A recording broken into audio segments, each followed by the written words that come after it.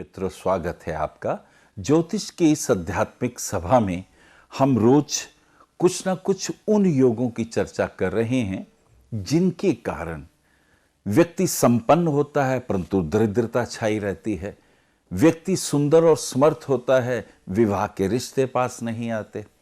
हर प्रकार की संपन्नता के बावजूद भी दरिद्रता बहुत तंग करती है। आखिर ऐसा क्यों होता है? कर्जा लेना पड़ जाता है। आज बाधित योगों की श्रृंखला में हम कुछ उन योगों की चर्चा करेंगे, जैसे कर्जा लेना। धन हमारे पास भरपूर हो, यह सबसे अच्छा आनंद है, लेकिन फिर भी अब मकान बनाना हो आसान तो नहीं, कर्जा लेना ही पड़ता है।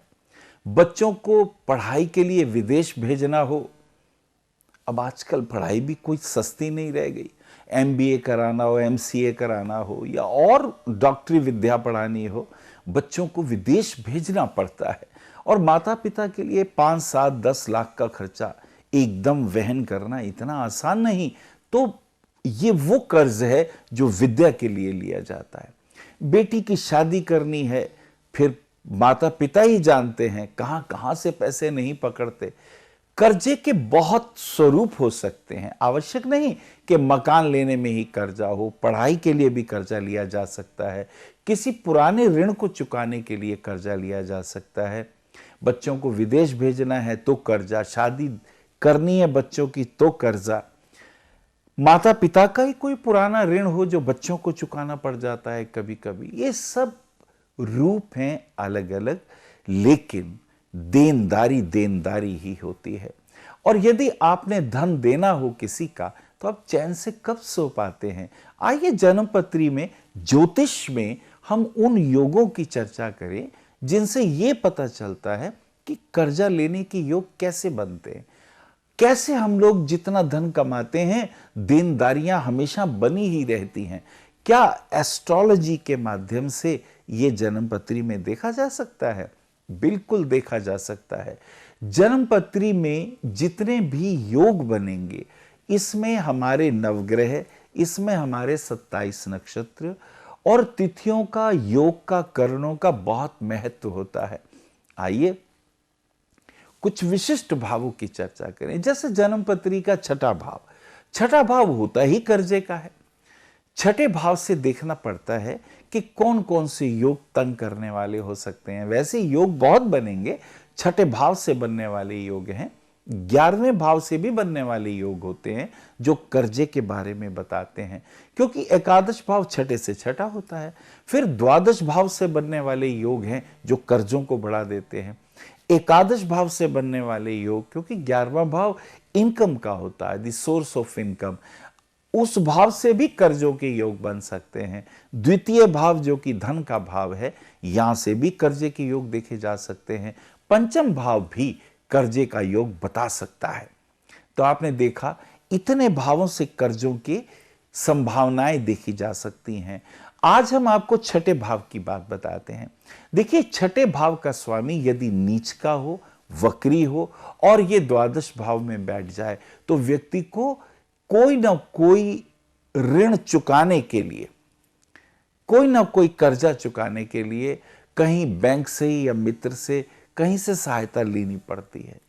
छठा भाव का स्वामी अगर जन्मपत्री में 11वें भाव में बैठ जाए, तो आपकी जो कमाई होती है वो कर्जे में ही निपटती है। कर्जे को दूर करने में यह धन का व्यय होता है।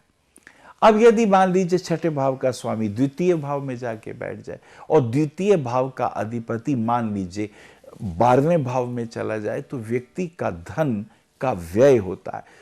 दूसरा जो भाव है वो आपकी तिजोरी का भाव है, जो आपका पैसा जमा है।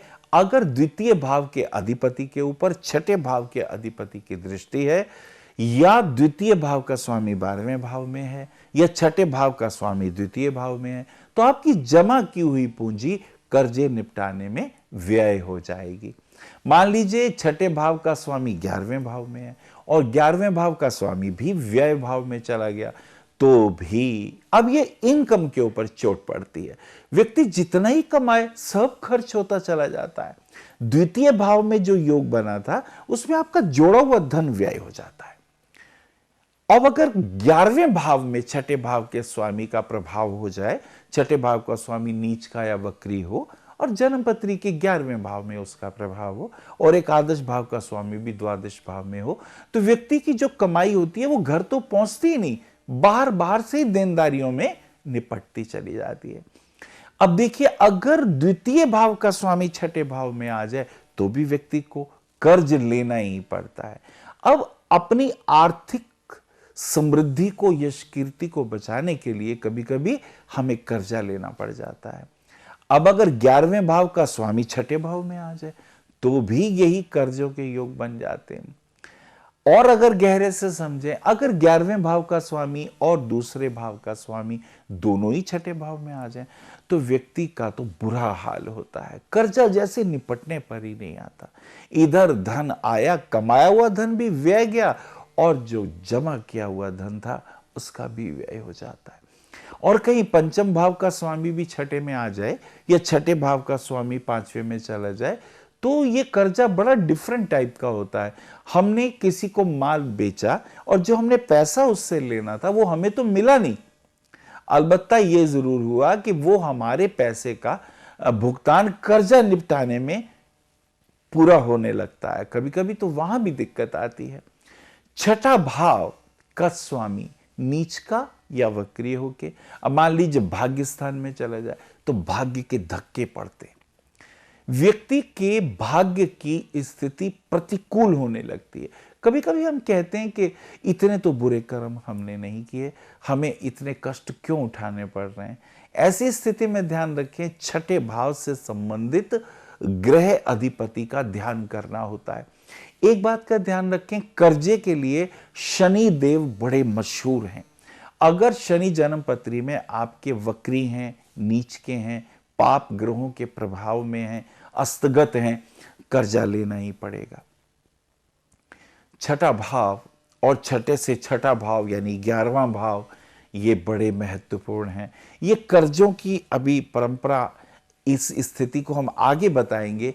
एकादश भाव से बनने वाले योगों की और द्वितीय भाव से बनने वाले कर्ज के योगों की भी हम लोग चर्चा करेंगे। इतना समझें कि शनि भगवान की स्तुति करने से नीलांजन समाभासम रविपुत्रम यमाग्रजम छाया मार्तंड संभूतम तम नमामि शनिश्चरम। अगर शनि के नक्षत्रों में शनिवार वाले दिन, अमावस्या वाले दिन यदि काले कपड़े में तिल और उड़द की दाल और थोड़ा सा गुड़ इत्यादि रखकर अगर हम दान करेंगे, शनिदेव के मंदिर में गरीबों को बांटेंगे, तो ये ऋण के मामले में हमें थोड़ा सुकून मिलेगा। लेकिन और कौन कौन से योग होंगे और उनकी क्या उपाय होंगे, ये कल देखना ना भूलें। नमस्कार। विशेष जानकारी के लिए संपर्क करें भविष्य कथन BE 279 गली number 6 Harinagar new Delhi 110064। Phone number है 011 25406377 011 25146377।